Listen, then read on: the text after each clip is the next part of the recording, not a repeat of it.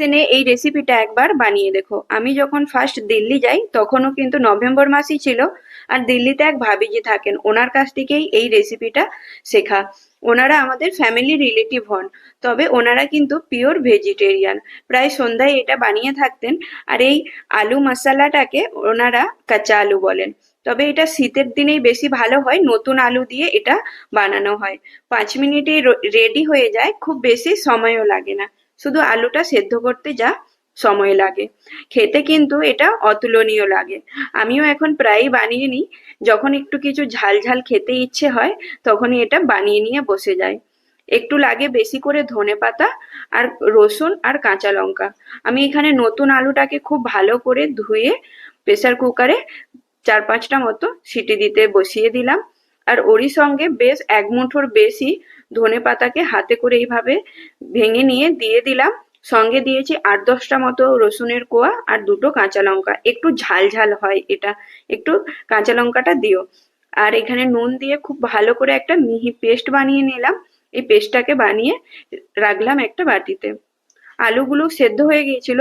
ছেলেরা হয়তো আলুর খোসাটা খাবে না, তাই কয়েকটা আলুর খোসা আমি এখানে ছাড়িয়ে নেবো আর কয়েকটা আলু এইরকমই রেখে দেবো। নতুন আলুর খোসার স্কিন গুলো খুবই পাতলা হয় একদম, আর এতে খেতে কিন্তু ভালো লাগে। এটা খোসা শুদ্ধই বেশিরভাগ বানানো হয়।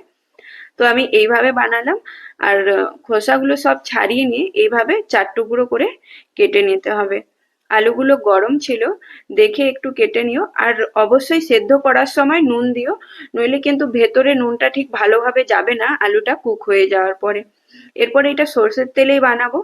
এখানে 2 চামচ মতো সর্ষের তেল দিলাম আর 1/2 চামচ গোটা জিরে দিয়ে দিলাম ফোড়নে। এবার মশলাটাকে তেলের সঙ্গে দিয়ে খুব ভালো করে কষিয়ে নিতে হবে। মিডিয়াম আঁচটা থাকবে। প্রায় 2-3 মিনিট মতো ভালো করে একটু ঘুরিয়ে নিলেই রেডি হয়ে যাবে আমাদের মশলাটা। এটা কিন্তু রুটি পরোটার সাথেও খেতে দারুণ লাগে, গরম গরম একদম জমে যায়। খুবই ইজি রেসিপি, 4-5 মিনিটেই তৈরি হয়ে যায়। আর বেশ কয়েকটা মশলা দিয়েই তৈরি হয়ে যায়, খুব বেশি এতে কিছু লাগেও না। এরপর মশলাটা খুব ভালো করে কষানো হয়ে গেলে দেখবে একটা দানা দানা মতো ভাব হয়ে আসছে। তখন সেদ্ধ করে রাখা আলুগুলো দিয়ে একদম হাই ফ্লেমে 3-4 মিনিট খুব ভালো করে এটাকে নাড়িয়ে নিতে হবে। মশলাগুলো খুব ভালো করে কোট করা হয়ে গেছে। আর এতে কিন্তু আমরা কিছু জল টল দেবো না, এইরকম ভাবেই তুলে নেবো। রেডি আমাদের কাঁচা আলু।